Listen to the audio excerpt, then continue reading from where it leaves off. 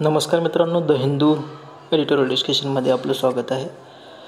तर जसे की आपण रोजच्या प्रमाणे आजचा जो आर्टिकल आपण घेतलेला आहे, इम्पोजिंग अ कॉम्प्रोमाइज.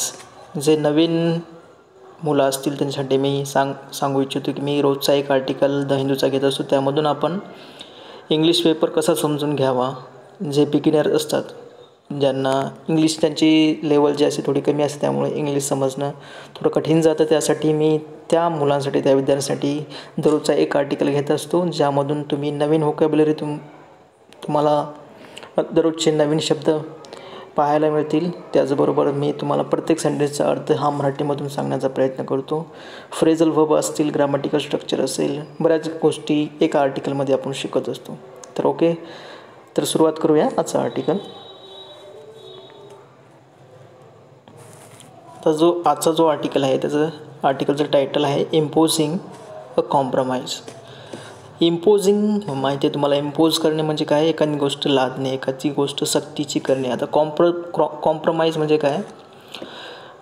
दोन व्यक्ती असतील, दोन व्यक्तीमध्ये काहीतरी विरोध असेल, पॉईंट समजा एका डिसिजनपर्यंत जायचं आहे, पण दोन व्यक्तीमध्ये काहीतरी म्हणजे एक व्यक्ती हा आपले स्वतःचे पॉईंट मानतो, दुसरा व्यक्ती दुसरे आपले स्वतःचे पॉईंट मानतो, आणि याच्यामुळे काय होतं, एक डेडलॉक बनतो. आणि ते डेडलॉक सॉल्व करण्यासाठी एक कॉम्प्रोमाइज करावं लागतं. म्हणजे एका कोणत्या तरी तडजोड करावं लागते. कॉम्प्रोमाइजचा अर्थ होतो तडजोड करणे, तडजोड करून एखाद्या डिसिजनपर्यंत येणारे. ओके, तर हा आर्टिकल समजल्यानंतर तुम्हाला लक्षात येईल की जो हा आर्टिकल आहे तो सध्या जे फार्मर्स असते, शेतकरी आहेत, त्यांचा जे प्रोटेस्ट करतात सध्या, ते 3 लॉज आहेत, कॉन्ट्रोवर्शियल लॉज सेंटरनं पास केलेले आहेत, त्याच्या विरुद्धमध्ये जो प्रोटेस्ट चालू आहे. तर शेतकरी आणि गव्हर्नमेंटमध्ये जो डेडलॉक आहे तो सॉल्व करण्यासाठी एक कॉम्प्रोमाइज केलेला आहे, त्याचं इम्पोजिंग कॉम्प्रोमाइज. आता आपण जो आर्टिकल आपण पूर्णपणे वाचल्यानंतर तुम्हाला हा टायटल जो आहे पूर्णपणे लक्षात येईल. ओके, तर आपण सेंटेन्स बाय सेंटेन्स वाचायला सुरुवात करूया. Courts should stay within their domain while ruling on laws. आता मी तुम्हाला वाईल या शब्दाचा अर्थ सांगणार. तो वाईल केव्हा यूज केला जातो? तर वाईल या शब्दाचे अर्थ बरेच होतात. आता इथे या ठिकाणी वाईल म्हणजे एखादी गोष्ट करते वेळेस, इथं जे वाईलचा अर्थ होता की court should stay within their domain, म्हणजे कोर्ट्स जे न्यायालय आहेत त्यांनी स्वतःच्या डोमेन म्हणजे स्वतःच्या कार्यक्षेत्रामध्ये राहायला पाहिजे. वाईल रुलिंग ऑन लॉज म्हणजे जे लॉज आहेत, कायद्यावरती डिसिजन देताना त्या आपल्या डोमेनमध्ये राहायला पाहिजे. म्हणजे आपला जो कार्यक्षेत्र आहे, आपला जो अधिकार आहे, त्या अधिकार क्षेत्रामध्येच राहायला पाहिजे, असं या सेंटेन्सचा अर्थ होतो. तर ओके, त्यानंतर आपण the supreme courts interim order in the ongoing contestation between large sections of the farmers and the center over the new farm laws may be motivated by laudable intention to break the deadlock in negotiations. आता मी तुम्हाला अगोदरच सांगितले की article कशाविषयी आहे, तर आपण breakdown करूयात. Supreme courts interim order. आता अपोस्ट्रॉफी एस लागला म्हणजे काय? पजेशन दर्शवते. म्हणजे काय? जो सुप्रीम न्यायालयाचा इंटेरिम ऑर्डर इंटरिम म्हणजे काय? इंटरिम म्हणजे तात्पुरता. ऑर्डर म्हणजे तुम्हाला माहिती आहे, ऑर्डर म्हणजे रुलिंग वगैरे किंवा decision. Okay, in ongoing contestation म्हणजे काय? स्पर्धा असणे, म्हणजे टसल असणे म्हणू शकतो तुम्ही. Between large sections of farmers म्हणजे बरेचसे जे फार्मर्स आहेत ते शेतकरी आहे, अँड सेंटर. आणि सेंटर म्हणजे काय? Centre government. ओके, केंद्र सरकार. Over the new farm laws कशावरती आहे? जे कंटेस्टेशन किंवा टसल म्हणा, किंवा जे स्पर्धा आहे किंवा भांडणं म्हणू शकता तुम्ही, ओव्हर दी फार्म लॉज म्हणजे जे रिसेंटली फार्म लॉज जे पास केलेले आहे गव्हर्नमेंटनं, त्याच्यावरती जे कंटेस्टेशन मे बी मोटिवेटेड. आता जो मॉडल ऑक्झिलरी आहे तो कशासाठी आलेला आहे? इथे सब्जेक्ट कोणता आहे? तर सब्जेक्ट आहे ऑर्डर. ओके, ऑर्डरसाठी जी ऑर्डर आहे मे बी मोटिवेटेड. आता इथून इथपर्यंत जी माहिती दिलेली आहे ती वेगळीच आहे, त्याच्यामुळे आपल्याला बरेचसे विद्यार्थी आहेत त्यांना समजत नाही की कुठं सब्जेक्ट आलेलं होतं, कुठं वर्ब किंवा जे मॉडल ऑक्झिलरी ते आलेले. Okay, may be motivated by a laudable intention. आता रायटर म्हणतात की जो हे ऑर्डर आहे तर याच्यामागे एक लाउडेबल म्हणजे काय, प्रशंसनीय. इंटेन्शन म्हणजे काय, इच्छा म्हणू शकता. Okay. To break the deadlock म्हणजे जी ऑर्डर दिली आहे ते सुप्रीम कोर्टाची इच्छा अशी असेल की जे डेडलॉक आहे ते डेडलॉक सॉल्व करण्यासाठी ही ऑर्डर दिलेली आहे. मे बीचा अर्थ होतो, मे बी म्हणजे काय, होऊ शकते. ओके, होण्याची शक्यता असं दिलं आहे. म्हणजे जे रायटर आहे ते शक्यता दर्शवण्याचं हे याच्यामध्ये सेंटेन्समध्ये येते, पॉसिबिलिटी. ओके, मे बी. ओके. त्यानंतर निगोशिएशनचा अर्थ होतो, निगोशिएशन म्हणजे काय, चर्चा करून एखादा डिसिजनपर्यंत पोहोचणे. ओके. हाऊएव्हर म्हणजे काय, परंतु. Okay. It is difficult to shake off the impression that the court is seeking to impose a compromise on farmers unions. आता काय, परंतु it is difficult to shake off. आता शेक ऑफ एक फ्रेजल वर्ब आहे. Shake ऑफचा अर्थ होतो की एखादी टू रीड ऑफ म्हणजे काय करणे, आपल्या एखाद्या गोष्टीपासून आपले मुक्त होणे. ओके. पण आता इट इज डिफिकल्ट म्हणजे हे अवघड आहे की खूप अवघड आहे की जे कोर्टाच्या मागचा जो हेतू आहे की जो की आता काय, court is seeking to impose a compromise. आता बघा, सिकिंग टू इम्पोज म्हणजे काय करणे, लादणे म्हणजे फोर्सफुल एखाद्या गोष्टीवर तुम्हाला करायला भाग पाडणे म्हणजे इम्पोज करणे अ कॉम्प्रोमाइज ऑन फार्मर्स युनियन्स. तर याचा अर्थ असा होतो की आता जे कॉम्प्रोमाइज असतं दोन व्यक्तीमधले, तर त्या दोन व्यक्तीच्या सहमतीनं व्हायला पाहिजे ना, कोणीतरी त्यांच्यावरती सक्ती करायला नाही पाहिजे. पण रायटर इथं असं म्हणतात की it is difficult to shake off म्हणजे जे इम्प्रेशन आहे कोर्टाचं आपण त्याच्यापासून मुक्त होऊ शकत नाही. म्हणजे आपण जे कोर्टाचा जो मेन उद्देश आहे जे की इम्पोज म्हणजे कॉम्प्रोमाइज म्हणजे फार्मर्सवरती एक कॉम्प्रोमाइज लादणे, सक्तीचं करणे, त्याच्यापासून आपण रीड ऑफ होऊ शकत नाही. ओके, असं अर्थ होतो. त्यानंतर one portion of the order stays the 3 laws. आता जे ऑर्डर दिली आहे त्याचा वन पोर्शन काय म्हणतो, stage 3 laws six to maintain stay म्हणजे काय करणे, स्टे म्हणजे थांबवणे. ओके. लॉज म्हणजे ते इम्प्लिमेंट करण्यापासून थांबवणे. 6 to maintain the minimum support price. आता हे मिनिमम सपोर्ट प्राईस काय आहे, MSP बऱ्याच जणांना माहीत झालेलं असेल जे न्यूज बघतात की मिनिमम सपोर्ट प्राईस म्हणजे काय आहे की जे शेतकऱ्यांचा माल असतो त्यांना एक मिनिमम म्हणजे कमीत कमी मिनिमम सपोर्ट प्राईस मिळायला पाहिजे. म्हणजे त्यांचा जो खर्च आला आहे त्या खर्चापासून त्यांना काहीतरी फायदा व्हावा, त्या म्हणजे काहीतरी एक मिनिमम प्राईस सरकार ठरवते, तर तेवढी प्राईस असायला पाहिजे जेणेकरून त्यांचा जो खर्च होऊन त्यांना काही ना काहीतरी फायदा पडायला पाहिजे. ओके. त्याला म्हणतात minimum support price. As before and prevent possible dispossession of farmers. आता इथं अँड आलं आहे. प्रिव्हेंट म्हणजे काय, थांबवणे.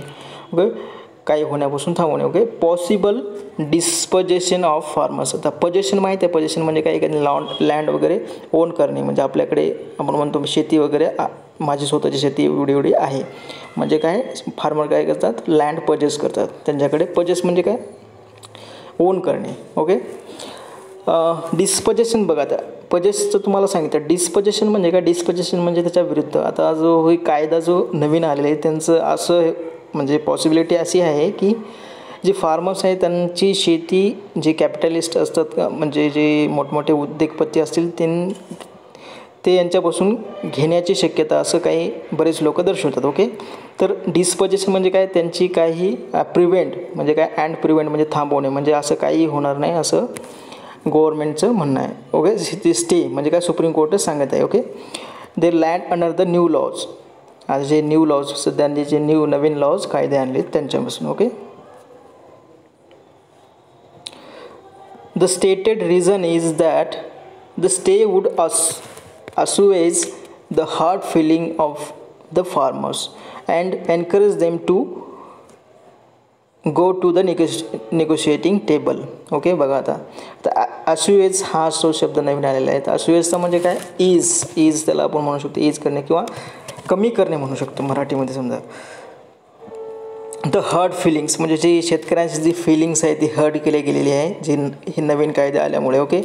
द स्टेटेड रिझन आणि त्यांची जो रिझन दिला आहे की ज्या ऑर्डर मागेच ते stated is the stay would, जो स्टे दिलेला आहे म्हणजे ज्या लॉजवर जे कायदे बनवले त्याच्यावर स्टे आणला आहे सुप्रीम कोर्टाने, वूड असुएज म्हणजे काय कमी करणे, the hard feelings of the farmer, म्हणजे शेतकऱ्यांचे जे फिलिंग्स हर्ट झालेले त्याला थोडं कमी करणे. And encourage them to go to the negotiating table, आणि त्यांना एनकरेज करणे म्हणजे काय, त्यांना उत्साहित करणे, त्यांना निगोशिएटेबल म्हणजे चर्चेकडे नेण्यासाठी प्रयत्न आहे, हा असं म्हणण्याचा अर्थ आहे. ओके. हाऊएव्हर, परंतु इट इज समवॉट डिस्कन्सर्टिंग, आता समवॉट म्हणजे काय, काही प्रमाण, disconcerting that the stay of legislation is effected solely, disconcerting म्हणजे काय, निराशादायक, म्हणजे काही प्रमाणात निराशादायक आहे. That stay of legislation is effected solely as an instrument to facilitate the court's arrangement rather than on the basis of any identified legal constitutional infirmities. Okay. पण लेखक म्हणतात की परंतु कारण जो प्रयत्न केलेला आहे की जो सुप्रीम कोर्ट आहे फक्त जे एक इन्स्ट्रुमेंट म्हणून वापरण्यात आलं आहे टू फॅसिलिटेट म्हणजे काय, फॅसिलिटेट म्हणजे काय, एक फॅसिलिटीचा अर्थ मराठीमध्ये काय म्हणतात मला आता आठवण झालं. ओके. म्हणजे एखादी गोष्ट सोपी करणे. ओके. फॅसिलिटेट करणे.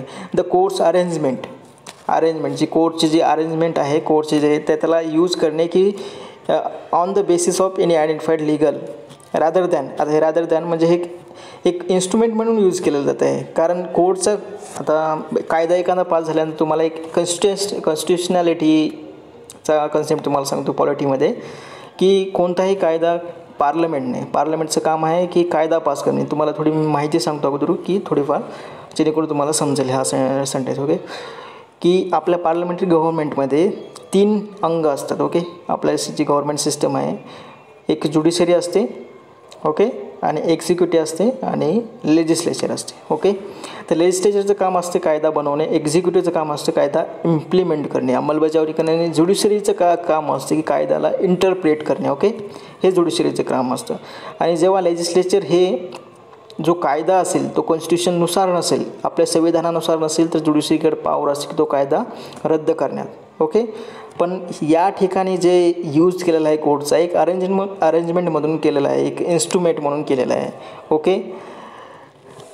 आणि rather than on the basis of identified legal, हे बघा इथे दिलं आहे की आयडेंटिफाईड लीगल कॉन्स्टिट्युशनल इन्फॉर्मिटीज म्हणजे काही वीकनेस असेल कायद्यामध्ये, जर कायद्यामध्ये काही वीकनेस असेल तर आपला सुप्रीम कोर्टाचं काम आहे, किंवा कायदा जो आहे संविधानानुसार नसेल तर त्याला रद्द करण्याचं काम आपलं सुप्रीम कोर्टाचं आहे. पण असं इथं काहीही नाही या ठिकाणी. फक्त सुप्रीम कोर्टाने सध्या जे इंटरफिरन्स केलं आहे आपल्या याच्यामध्ये फक्त ते एक फॅसिलिटेट करण्यासाठी आणि एक इन्स्ट्रुमेंट म्हणजे 2 जे फार्मर्स आणि सेंट्रल गव्हर्नमेंट यांच्यामध्ये एक डिसिजन निघावं, काहीतरी कॉम्प्रोमाइजेस निघावं. ओके. त्यासाठी the order forming a 4-member committee may Indeed help, एक मिनिट. ओके. हां. The order forming a 4-member committee, आता जे ऑर्डर आहे हे आता फॉर्मिंग आलेलं आहे. तर या ठिकाणी 2 ठिकाणी काही वर्ब वगैरे आलं नाही, तर तुम्हाला बरेच जे नवीन असतील त्यांना विचारतं इथं जर वर्ब आला नाही. द ऑर्डर फॉर्मिंग बघा तो काहीच आलं नाही, याला म्हणतात present participle. Okay. Present participle म्हणून आता जेव्हा ING लागतं वर्बला त्याचे 2 प्रकार असतात, एक तर प्रेझेंट पार्टिसिपल असेल किंवा झिरंड असेल. जे ऑर्डर आहे, आता न्यूजपेपरमध्ये काय केलं जाते की सेंटेन्स हे जे शॉर्ट करण्यासाठी बऱ्याच म्हणजे वर्ब वगैरे त्यांना रिड्यूस करतात. ओके. म्हणजे वापरत नाही तेवढा. तर फॉर्मिंग एक पार्टिसिपल वापरला जातो की जे काय करते, ऑर्डर काय करते, order forming a 4-member committee, म्हणजे जे ऑर्डर आहे की ऑर्डर अशी देते की बाबा जो डिसिजन दिला जातो तो, एक मिनिट, जी ऑर्डर आहे काय करते, एक minute, forming a 4-member committee स्थापन करण्याचं काम ऑर्डर केलेलं आहे. फॉर्मिंग एक कमिटी तयार करा. ओके. त्या कमिटीमध्ये 4 मेंबर असतील, 4 मेंबर. आणि बघा इथं 4 मेंबर याच्यामध्ये हायप पण यूज केला जातो. याचा हायप पण हे जो डॅश दिसतो ना तुम्हाला, याचा यूज केला जातो की एक कंपोजिट वर्ड बनवण्यासाठी केला जातो, याला हायप पण म्हणतात. ओके. 4-member committee. आणि जो ॲडजेक्टिव्ह म्हणून यूज केला जातो, कमिटी एक आता नाऊन आहे, नाऊनचा जो नाऊनविषयी माहिती देणारा जो शब्द असतो तो म्हणजे काय आहे 4 मेंबर. कमिटी काय आहे, कमिटी किती मेंबरची आहे, 4 मेंबरची अर्जंट. मे, आता मेचा यूज माहिती आहे तुम्हाला, मे कशासाठी येतो, पॉसिबिलिटीसाठी. मे म्हणजे काय, कन्फर्म काही माहीत नाही की मे म्हणजे काय, पॉसिबिलिटी दर्शवण्यासाठी. मे इंडीड हेल्प रिलीव्ह म्हणजे पॉसिबिलिटी आहे की इंडीड म्हणजे काय, खरोखरच. म्हणजे होऊ शकते असं आहे की हेल्प होईल त्यानं. रिलीव्ह म्हणजे काय, रिलीव्ह म्हणजे आणखीन इज करणे किंवा कमी करणे, आरामदायक. त्याचा मराठीमध्ये एकदम शब्द आला तर आराम देणे होतो. पण या ठिकाणी काय, कमी करणे. द करंट टेन्शन, जो टेन्शन आहे त्याच्यामध्ये थोडं कमी करू शकतात. And ally the governments fears. आता अलाय म्हणजे अलायचा पण अर्थ होतो कमी करणे. ओके, द गव्हर्नमेंट्स फिअर्स म्हणजे जे सरकारची भीती आहे. काय सरकारची भीती आहे, दॅट म्हणजे काय, एक प्रोनाऊन असते. दॅट याला relative noun. Okay, relative noun. That the Republic day celebration may be disrupted. Okay, काही गव्हर्नमेंटचं फिअर्स काय, गव्हर्नमेंटची भीती काय, की रिपब्लिक डे सेलिब्रेशन आहे. ओके, जो प्रजासत्ताक दिन आहे त्याचं जो सेलिब्रेशन आहे. ओके, मे बी डिसरप्टेड. आणखीन मे म्हणजे काय, पॉसिबिलिटी होऊ शकते असे की डिसरप्टेड होऊ शकतं, अडथळा निर्माण होऊ शकतो त्यामध्ये. ओके, परंतु it is not clear if it would help the reaching of an amicable settlement as the. Okay, आपण इथपर्यंत समजून घेऊ. Okay, but it is not clear, पण हे काही स्पष्ट नाही आहे. इफ इट वुड, काय स्पष्ट नाही, जेव्हा आपल्याला स्पष्ट नाही, काय नाही आहे, आणि त्या ठिकाणी समजा काही कंडिशन असेल. ओके, किंवा आहे किंवा नाही असेल, तर बघा इफचा यूज केलेला बघा इथं. If it would help the reaching of an amicable settlement as amicable settlement म्हणजे काय, ही जी गोष्ट सगळी जी केलेली आहे जी, तर त्याच्यामुळे काही मदत होईल का, रिचिंग आउट म्हणजे काय, एखाद्या गोष्टीपर्यंत पोहोचणे. रिचिंग आउट म्हणजे डिसिजनपर्यंत पोहोचणे. Reaching of an amicable settlement म्हणजे काय, तडजोड वगैरे, सेटलमेंटपर्यंत पोहोचू शकतो काय, आता बघा इथे ॲज झाले. ॲजचा यूज होतो कारण दर्शवण्यासाठी. ओके, कारण द संयुक्त Kisan Morcha. Okay, Samyukt Kisan Morcha the umbrella body of spearheading the protest म्हणजे संयुक्त किसान मोर्चा जो आहे तो अम्ब्रेला आहे म्हणजे सगळ्यात समोर असणारा. स्पिअर हेडिंग म्हणजे का, सगळ्यात समोर असणार. प्रोटेस्ट म्हणजे निषेध करण्यामध्ये सगळ्यात समोर असलेला. बाकीच्या ज्या छोट्या छोट्या वगैरे काही पार्टी असतील, जे शेतकऱ्यांचे युनियन असतील ते याच्या खाली असतील. समजा अम्ब्रेला म्हणजे काय, एक सर्वात म्हणजे मोठी ऑर्गनायझेशन म्हणू शकता तुम्ही. Okay, has refuse to appear before the panel. आता हॅज कशासाठी आले, हे संयुक्त किसान मोर्चासाठी. हॅज रेफ्यूज नकार दिला आहे to appear before the panel. Panel समोर अपियर म्हणजे काय, अपियर म्हणजे ते पोहोचणे. ओके, जाणे म्हणजे पॅनल समोर प्रेझेंट राहणे. ओके, प्रेझेंट राहण्याचा साठी त्यांनी नकार दिलेला आहे. ओके, एक मिनिट थोडं क्लिअर करू.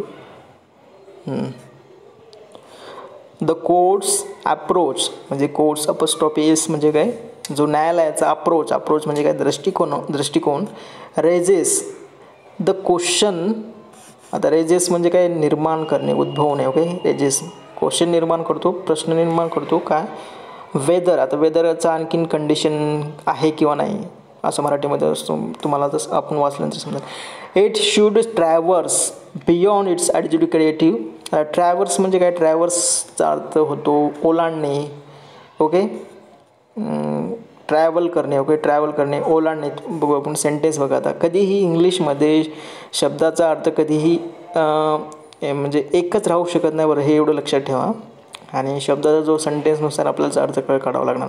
ओके, ट्रॅव्हल्स बियॉन्ड, त्यामुळे हा तुम्ही आर्टिकल हा मी सांगतो रोजचा तुम्ही पहा, तुमची इंग्लिश नक्की इम्प्रूव्ह होईल. Okay, should travels beyond its adjudicative म्हणजे काय, न्यायालयीन. Okay, adjudicative role and pass judicial orders of significant import on the basis of sanguine hope and mediational zeal. Okay, तर बघूया आता आपण. Should travels beyond its adjudicative म्हणजे जे supreme कोर्टाचा रोल आहे, जो की न्याय म्हणजे जो कायदा आहे तो कॉन्स्टिट्यूशननुसार आहे किंवा नाही हे हा सांगणे आहे. ओके, त्याची जो कार्य आहे त्याच्या पलीकडे ओलांडणे म्हणजे आपला जो स्वतःचा जो कार्यक्षेत्र दिलेला आहे त्याच्या पलीकडे जाणे.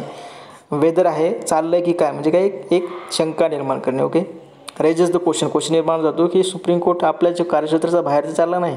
ओके, आणि पास ज्युडिशियल ऑर्डर्स आणि जे ज्युडिशियल ऑर्डर्स पास करतात ऑफ सिग्निफिकंट म्हणजे काय महत्त्वाचं, import of on the basis of sanguine hope and mediational झील.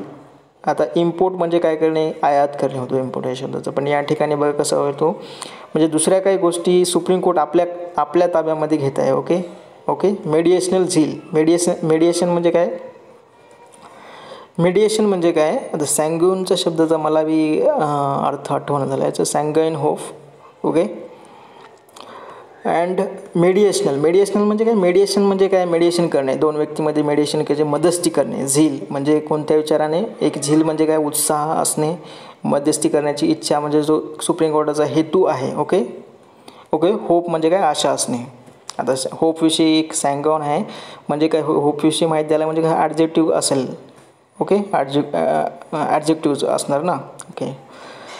तर मेडिएशनल, आता आपल्याला इंग्लिशमध्ये प्रत्येक शब्दाचा अर्थ असणं माहीतच असणे कोणालाच माहीत नसणार ना, पण आपल्याला थोडंफार आपली इंग्लिश वाचण्याची जर स्टाईल आपल्याला जर आपली एकदा समजली तर आपल्याला जो स्ट्रक्चर समजच राहिलं तर आपल्याला रोजचे शब्द पण बघायची गरज पडणार नाही काय. ओके. जाऊया नेक्स्ट सेंटेन्सवरती. The court did make its position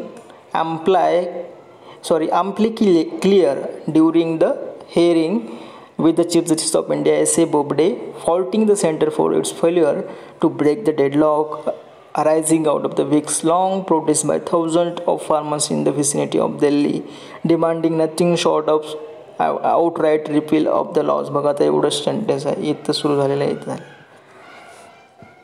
बघूया आपण याला ब्रेक करून. द कोर्ट डीड मेक, आता बघा इथं कोर्ट डीड मेक, डीडचा यूज झालेला आहे. डीडचा यूज इथं जर आपल्याला समजत नाही की इथं ह्या ठिकाणी डीडचा यूज कसं काय झालेला आहे, डीड मेक. ओके. तर मी तुम्हाला सांगतो याचा यूज होतो एम्फॅसिस दाखवण्यासाठी. ओके. एक जोर देण्यासाठी, म्हणजे कोर्टाने एक प्रयत्न जरूर केलता. काय, court did make its position amply clear, म्हणजे कोर्टने स्वतःची जी पोझिशन आहे, स्वतःचा जो पोझिशन आहे ते ॲम्पली म्हणजे काय, स्पष्टपणे, क्लिअर. ओके. ॲम्पली म्हणजे पूर्णपणे क्लिअर, एकदम स्पष्ट. ओके. क्लिअर केली आहे ड्युरिंग द हिअरिंग. ओके. किंवा ड्युरिंग द हिअरिंग म्हणजे त्या कोर्टाची जी सुनावणी होती त्यावेळेस. With the chief justice of India S.A. Bobde, आता हे चीफ जस्टिस ऑफ इंडिया कोण आहेत, S.A. बोबडे जे आहेत ते. फॉल्टिंग द सेंटर, यांनी क्लिअर काय केलं, फॉल्टिंग द सेंटर. बघा आता या ठिकाणी फॉल्टिंग म्हणजे काय, अगेन प्रेझेंट पार्टिसिपल म्हणून यूज झालेलं. Faulting the centre for its failure, केंद्राला फॉल्ट करणे म्हणजे काय, चुका करणे. ही केंद्राची चूक आहे. फॉर इट्स फेल्युअर म्हणजे काय, अपयश. टू ब्रेक द डेडलॉक म्हणजे जे सेंटर आहे त्याचा तो अपयश ठरलेला आहे कशामध्ये, जो डेडलॉक आहे तो सॉल्व करण्यामध्ये. हे डेडलॉक जो झालेला आहे जे शेतकरी आहे आणि गव्हर्नमेंट यांच्यामध्ये, तो डेडलॉक ब्रेक केला नाही, तोडला नाही. ओके. अरायझिंग आता हा जो डेडलॉक विषय सांगितला आहे, deadlock arising out of, arising आता डेडलॉक इथं which is arising out of असं पण म्हणू शकत होतं, पण कसं आहे सेंटेन्स शॉर्ट करण्यासाठी. ओके. अरायझिंग आणि आणखीन present participle, arising out of the weeks long prostate, म्हणजे जो वीक्स लॉंग म्हणजे बरेच आठवडे झाले हा प्रोटेस्ट चालत आहे, निषेध चाललेला आहे. बाय थाउजंड ऑफ फार्मर्स, कोणाद्वारे केलेला आहे, बाय थाउजंड्स ऑफ फार्मर म्हणजे हजारो फार्मर्स. इन द व्हिसिनिटी म्हणजे व्हिसिनिटीचा अर्थ होतो परिसर. ओके. व्हिसिनिटी ऑफ दिल्ली म्हणजे दिल्लीच्या परिसरामध्ये जे थाउजंड्स ऑफ फार्मर्स, हजारो शेतकरी प्रोटेस्ट करत आहे, त्याच्यामधून हा जो डेडलॉक निघालेला आहे. ओके. आणि त्याला ब्रेक करण्यामध्ये सेंटर जे आहे फेल झालेलं आहे. ओके. तर अशा प्रकारे सेंटेन्स असतात बघा. तर डिमांडिंग नथिंग, आता हे डिमांडिंग कोणासाठी असते, कोणासाठी आलं आहे की demanding nothing sort of outright repeal of the laws, म्हणजे फार्मर्स काय करत आहेत, डिमांड करत आहेत. डिमांडिंग नथिंग शॉर्ट ऑफ, आता इथं फार्मर्स करत पण आला कसा डेडलॉक, काय डेडलॉक आहे, काय डिमांडिंग, काय डिमांड करते, demanding nothing short of and outright repeal of the laws. Outright हे शब्दाचा अर्थ होतो म्हणजे पूर्णपणे. ओके. सरळ. ओके. आता बघा हे की फार्मरचं असं म्हणणं आहे की आम्हाला जो कायदे आहे त्याला पूर्णपणे रद्द केलेलेच पाहिजे, त्याच्याहून कमी आम्हाला काहीही जमणार नाही. ओके. असं त्यांचं म्हणणं आहे. Demanding nothing short of outright repeal of the laws. Okay. It is only in the wake of government's perceived failure that the courts has chosen to intervene, but it is unfortunate that it is not the form of adjudicating key questions such as constitutionality of the laws, but by handing over the role of thrashing out the issue involved in 4-member panel. Okay, बघा एवढं sentence आहे, याला आपण break करून समजून घेण्याचा प्रयत्न करू. It is only in the wake of. आता जो इन द वेकअप जी फ्रेज आलेला आहे, इन द वेकअप म्हणजे काय, एखादी गोष्ट घडत असल्या कोणती मुळे, मराठीमध्ये आपण मुळे शकतो याच्यामुळे, कारण इथं काय इन द वेकअप म्हणजे काय मराठीमध्ये कोणती म्हणजे कोणत्या कारणामुळे, इन द वेकअप मुळे. बघू आता, गव्हर्मेंट्स परसिव्ड फेल्युअर. तर गव्हर्मेंट काय, सरकारचा परसिव्ड फेल्युअर. आता परसिव्ड आलेलं आहे, ED लागलं आहे म्हणजे काय, पास्ट पार्टिसिपल, याला म्हणतात पास्ट पार्टिसिपल. फेल्युअरविषयी सांगतात. फेल्युअर कसं आहे, ते परसिव्ड आहे. परसिव्ड म्हणजे काय, ज्ञात असणे. म्हणजे काय की सुप्रीम कोर्टाला समजलं आहे की जो फेल्युअर आहे, that the court has chosen to intervene. त्यामुळे काय केलं कोर्ट म्हणजे न्यायालयाने काय आहे, निवड केली आहे टू इंटरव्हीन म्हणजे निर्णय घेतलेला आहे. चोज टू इंटरव्हीन, इंटरफेअर करण्याचा निर्णय घेतलेला आहे. हो, परंतु इट इज अनफॉर्च्युनेट दॅट, पण हे दुर्दैवाची गोष्ट आहे, that it is not in the form of adjudicating की क्वेश्चन्स. म्हणजे हा जो दिलेला आहे, तुम्हाला अगोदर सांगितलं ज्युडिशियरीचं काय काम आहे की जो लॉज आहे त्याची कॉन्स्टिट्युशनॅलिटी चेक करणे आहे. म्हणजे जो लॉज हा दिलेला कायदा जो पार्लमेंटने बनवलेला आहे, तो लेजिस्लेशननं बनवलेला आहे, तो का संविधानानुसार आहे किंवा नाही, त्या क्वेश्चनवरती डिसाईड करण्याचं काम आहे. पण इथं अनफॉर्च्युनेट कशामध्ये दुर्दैवी अशी गोष्ट आहे की असं काहीही नाही. ओके, परंतु by handing over the role of thrashing out the issues involved. तर हँडिंग ओव्हर म्हणजे काय, म्हणजे सोपवणे, दुसऱ्याला कोणाला सोपवले जे काम आहे ते कोणाला सोपवलेलं आहे. By handing over the role of thrashing out म्हणजे आणखीन तडजोड करून एखाद्या डिसिजनपर्यंत पोहोचणे. ओके, थ्रॅशिंग आउट एक फ्रेजल वर्ब आहे, thrash out. Okay, the issue involved. Issue म्हणजे थ्रॅशिंग आउट द इश्यू म्हणजे जे काही इश्यू आहे त्याला सॉल्व करण्याचं काम. Involved to 4 member, issue involved to 4 member of panel. To काय आहे, एक प्रीपोजिशन म्हणून यूज केलेलं आहे. 2 ऑफ 4 मेंबर पॅनल कोणाकडे दिलेला आहे, जो हे का 4 मेंबर पॅनल, जो एक पॅनल आहे ज्यामध्ये 4 मेंबर आहेत. It is not clear how the 4 members on the committee were chosen. आपण एवढं समजून घेऊया. इट इज नॉट क्लिअर म्हणजे हे काही स्पष्ट नाही आहे, काय स्पष्ट नाही. जे 4 मेंबर्स आहेत, जे 4 मेंबर्स आहेत ते कमिटीमध्ये आहेत, ते कशा प्रकारे त्यांना निवडल्या गेलं आहे याचं असं याच्यावर काहीही क्लिअर नाही, काही स्पष्ट नाही. And there is already some well founded criticism that the some of them have already voiced their support for the farm laws in the questions. Okay, आणि and there is already some well founded criticism. आणि अगोदरच काही criticism म्हणजे काय, criticism म्हणजे निंदा करणे. Okay, criticise करणे आपण म्हणतो ना, निंदा करणे म्हणजे असं काही पहिल्यांदाच ऑलरेडी काही जे क्रिटिसिझम कसं आहे, वेल फाउंडेड आहे म्हणजे काय ठोस क्रिटिसिझम आहे की म्हणजे वेल फाउंडेड म्हणजे आपण त्याला आणखी तुम्हाला ॲडजेक्टिव्हचा यूज केला जातो एम्फॅसिस टाकण्यासाठी. आणखी तर सम ऑफ देम हॅव ऑलरेडी, जे मेंबर आहेत त्याच्यापैकी काही जणांनी काय केलं, त्यांनी सपोर्ट केलेला आहे. Voiced their support for the farm लॉजसाठी त्यांनी सपोर्ट केलेला आहे त्याच्यासाठी. ओके, जाऊया नेक्स्ट सेंटेन्सवरती.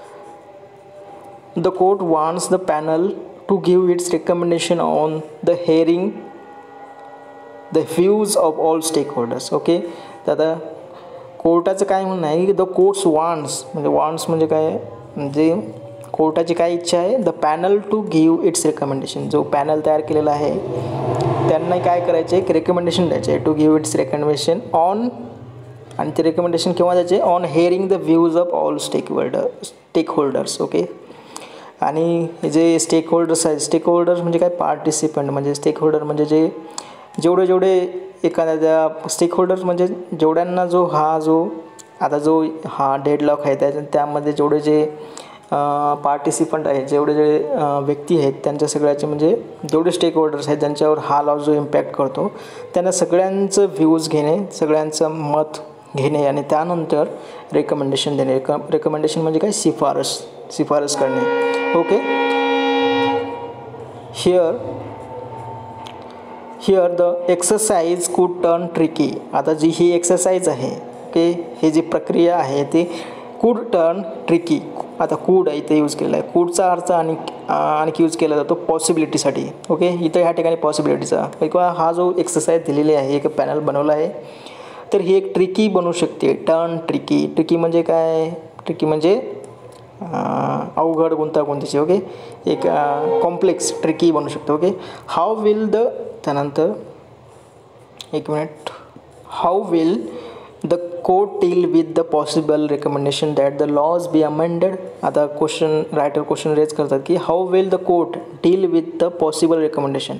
आता जे कोर्ट आहे तर जे रेकमेंडेशन दिलेलं आहे ते पॉसिबल रेकमेंडेशन, ओके, जे संभावना रेकमेंडेशन ते आलेले आहे तर त्याच्यावर कशा प्रकारे डील करणार आहे, डील जे न्यायालय आहे ते, तर that the laws be amended.